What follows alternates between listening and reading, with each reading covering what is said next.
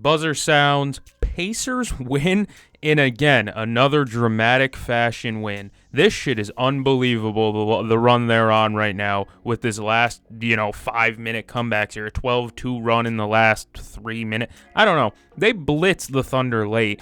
And, let's talk about it. We're all going to sit here. We're going to talk about Tyrese Haliburton's dagger with 0.3 left, whatever the amount was. Either way, yeah, it was an amazing shot, pull up mid-range right over the top of Caston Wallace, who played an amazing game today. Shout out to Caston Wallace. But what I mostly want to sit here and talk about is Obi Toppin. Obi Toppin kept the Pacers in this game for a while, it felt like. And he hit countless big threes. Did he finish with 5? He hit 5 of 8. Countless big threes.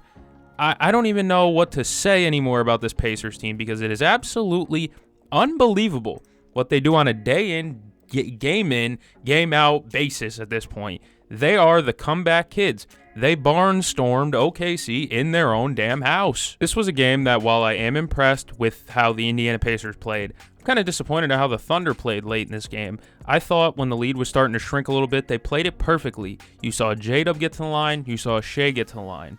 Down the stretch in this game, that didn't happen again. Shea missed a mid-range.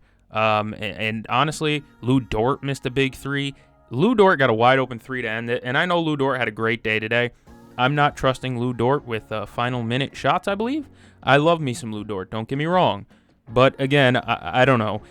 Kicking to him wide open, I'm still undecided on how I feel about that, because yes, he's wide open. Yeah, it's a good look. It's Lou Dort, though. OKC, while they had control of this game, never truly felt like they had control of this game. They were up double digits most of the game, it felt like, but there was constantly stretches where it would be OKC pushed it to 12, 14. Indiana comes right back, knocks it back down to 8. It constantly felt like a seesaw game, even though it wasn't tied. Indiana, overall, did a really good job at keeping themselves in the game despite turning the ball over 50 times in the first half.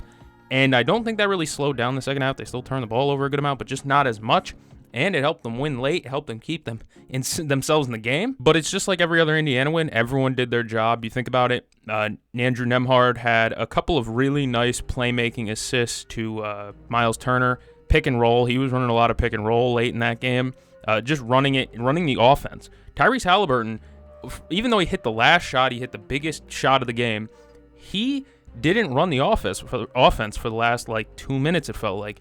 It was Andrew Nembhard calling the screens at the top. It was Andrew Nembhard engaging the actions. He hit a big 3 later in this game in the fourth quarter, too.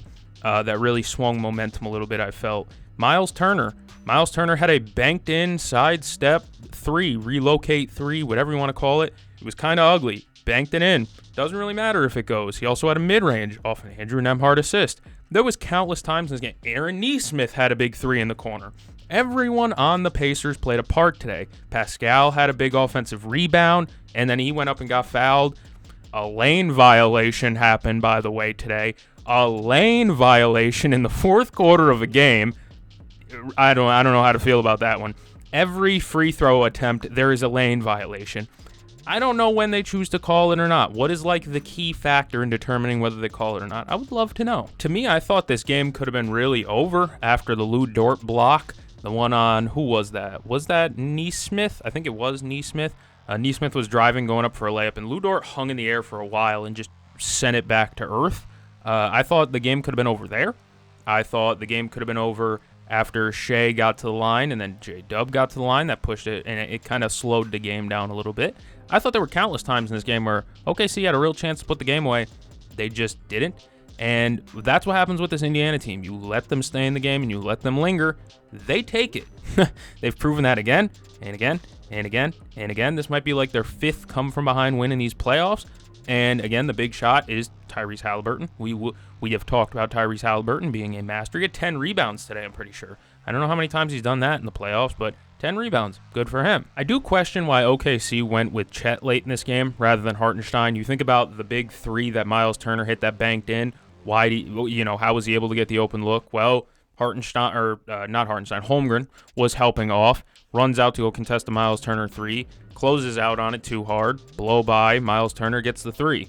You think about the mid-range Miles Turner hit, guess who wasn't playing up high enough? Chet Holmgren, right? I like Chet, but Hartenstein played better than him today. I call him Hartenstein. I like Hartenstein better. Whatever. Either way, Isaiah looked better than him today. Chet looked lost, youthful, bad outright. He wasn't rebounding the ball. How many rebounds did Chet Holmgren, the 7-footer, end up with? 6. 24 minutes, 6 boards. They did get killed on the glass tonight, though. Final total for that, Oklahoma City 39, 56 rebounds for Indiana. 56. 13 to 10 in offensive rebounds. Wasn't even that big. 43 to 29 in the offensive rebounding category. And that is because Indiana turned the ball over a ton. So, of course, you're going to get more defensive rebounds when you're not even getting shots up.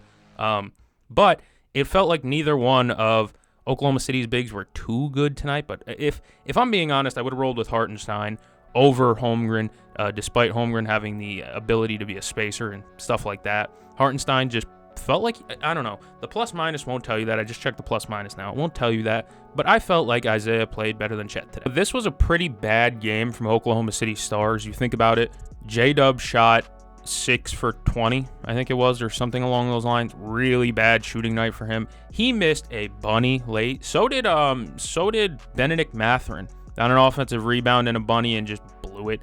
But J-Dub had a bad end to this game. I thought after the run-out dunk was another opportunity where Oklahoma City was going to take the reins and go.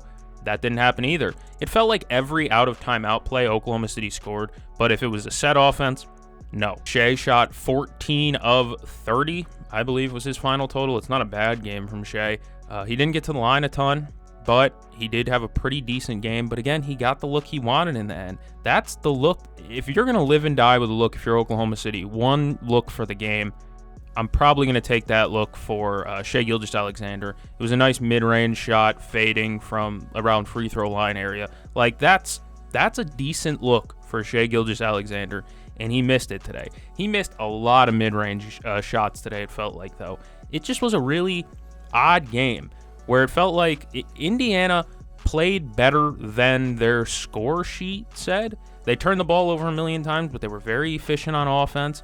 Like, they shot a crazy percentage from three, as they've done the entirety of the playoffs. I think it was RJ on broadcast, or maybe it was Doris. I think it was RJ who said you are going to get open three-point looks against OKC. It's just about, can you get through your offense enough to the point where you can get the open three?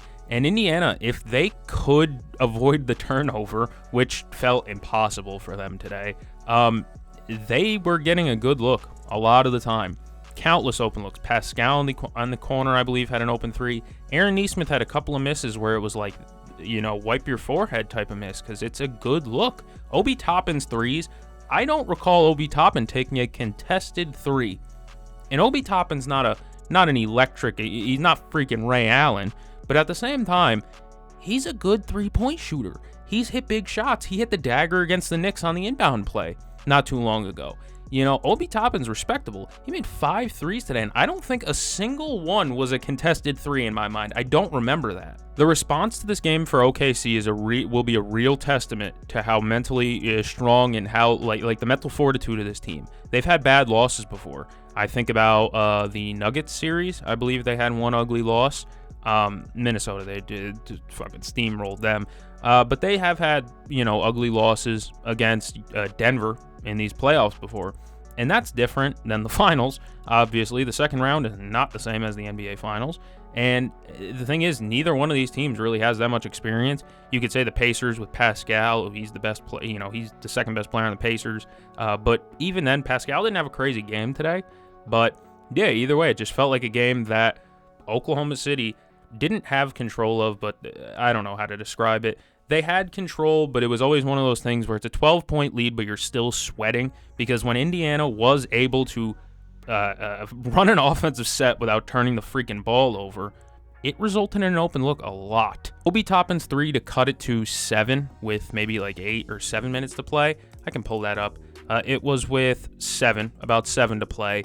It was a wide open three off an offensive rebound, I believe it was, and it was because, I forget who it was, maybe Nembhard or Nesmith, got into the paint, and OKC collapses too, as they always do. They're swarming. They play a swarming style of defense. And Obi Toppin's clapping for the ball, and he knocked down the three. Like that, again, wide open shots. You're going to get wide open threes against OKC. It's just about whether you can knock them down. And in this case, Indiana did. I think they hit 7 threes in the fourth quarter, somewhere along those lines. But like I said, I thought the Thunder calmed the game down. You know, Shea gets to the line, makes 2 free throws. J-Dub gets to the line, makes 2 free throws. I'm thinking to myself, okay, they've calmed it down. You know, they get a stop not too long after that.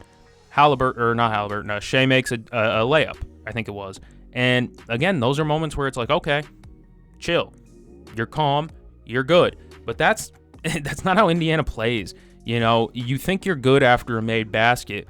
Honestly, after a made basket, you're just as vulnerable after a miss as, you know what I mean, with Indiana, because of how fast they are. And you're not allowed to set a defense against them. You just have to be locked in 24/7. You can't turn your back on them. They play too fast, and that's what gives them the advantage in these close one-scorer games, or these ones where they need to come back. They play with such pace that the clock is almost their friend. Most teams see an 8-point lead or an 8-point deficit with 3 minutes left, and they start to speed up their offense, and it becomes rushed, and you're getting one look, and there's 16 seconds left. I accidentally just pressed stop recording. Not my brightest moment. But most of these teams, you'll see them rush their offense late in the game. For Indiana, it's just casual. For them, they can walk the ball up, and they know that they're going to get an open look quick, especially with all the movement shooters they have. Pascal Siakam especially, he's not a movement shooter, but he's a guy that never, ever stands still on the basketball court. Just kept moving. The amount of I think, like, offensive rebounds and cleanup points that Siakam had today. He had a couple of cleanup baskets where it was like bad miss followed by Siakam offensive rebound and a layup. Again, I'm looking at it. 3 minutes left. Shai Gilgeous-Alexander makes 2 free throws, leads back to 9. Here's Aaron Nesmith with the corner 3 that I mentioned before off an Obi Toppy screen. You know what? That's what I'm going to start calling Obi Toppin. Obi Toppy. Jalen Williams, he played awful again. This has been a really rough playoffs for the kid, honestly. I like J-Dub, don't get me wrong, but these playoffs have really shined a negative light on him. He hasn't really been there consistently. He had a fast break dunk off a steal, and I think that's like the most impressive thing he did today. I don't recall many times where I thought, okay, J-Dub. He got to the basket a bunch of times, but it was just blown layup after blown layup after blown layup. He had one that rimmed all the way out, I'm pretty sure, on a layup attempt. J-Dub just struggled to get it going today, and it feels like that's become a consistent at times during these playoffs. But down the stretch of this game, it was really everyone else on Indiana making a play, and then Tyrese Haliburton being the closer. He closed the game, don't get me wrong, with that game, with the game-winning shot, no duh. But it felt like everyone else on Indiana really sparked this run.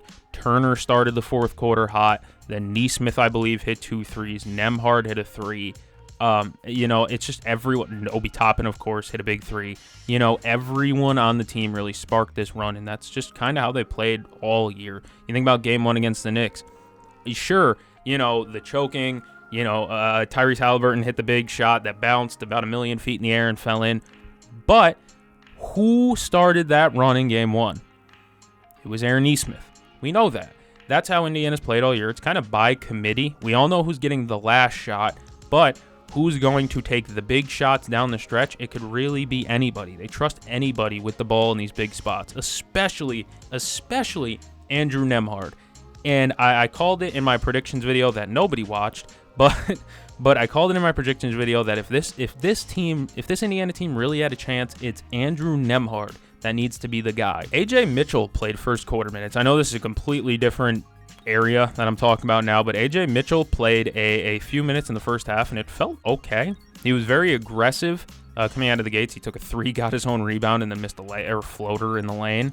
That's kind of bad there, but AJ Mitchell played not big minutes. He played some minutes in the first half, and he looked okay, in my opinion. Overall for OKC, like I said, though, this was a game where it's a frustrating loss, but it felt like, I don't know, they couldn't get away. They just couldn't outrun Indiana, and that's just kind of how Indiana plays. The OKC is going to have to get used to this style of play, where it's, yeah, you just made a shot. Shea got downhill and made a layup. Congratulations. Indiana's already advanced into the front court with a 3-on-2 fast break somehow off a made basket. Would like to say shout out to Aaron Wiggins and Alex Caruso, 2 guys off the OKC bench who definitely impressed me today. Played pretty decent games off the bench. Alex Caruso especially, of course, it's AC fresh, bro. He's always going to play good minutes. He never really has bad games, I've noticed that. But Alex Caruso and Aaron Wiggins have played good today. I like the Aaron Wiggins minutes, even though I'm pretty sure he missed a free throw. Either way, I like the Aaron Wiggins minutes a lot. Feel like maybe you should get more in this series. Maybe, I don't know. But Cason Wallace looked, I don't know. I like the Cason Wallace minutes, but plus minus doesn't. Don't know how to feel about that one. Like I said, I liked his minutes, but of course, if the plus minus gods do not like your minutes, I might have to go rewind and look. And I'm not sure. He played good defense on the Haliburton shot. It's not like he let him go and just bare naked shot. No. It was contested. It just, I don't know. He just raised up above it. Haliburton just raised up above it. But the key to the game for me is obviously Indiana's three-point shooting. They won this game off shooting like 47% from three. Ridiculous number. Absolutely absurd number that they've been shooting all playoffs. They're over 40% as a team in the playoffs. And mind you, this is a team that's gone through 3 series and they're still shooting 40% from three. Will it come back down? Not at this rate, it won't, especially when they're stealing games like this. These are momentum-stealing wins that can change a series. However, in that predictions video that I said nobody watched, who cares, I did say that I think Indiana will steal Game 1. I am a prophet. I've told you that a million times before. Should have listened to me, put money down. If you're Oklahoma City, this was a gut check game. Now it's time to prove that you are the 1 seed. You are the most dominant team that we saw during the regular season this year. And if you're Indiana, you got to hope to steal Game 2 as well. But, beggars can't be choosers. You take just one in Oklahoma City, and then you go back home to Indiana. Obviously, they say series ain't over until a road team wins a game, or series doesn't start until a road team wins a game. Well, I guess the series has started off very hot. If you've enjoyed this video, like, subscribe. Thank you for joining me. I'm going to catch you game. See you guys in the next one.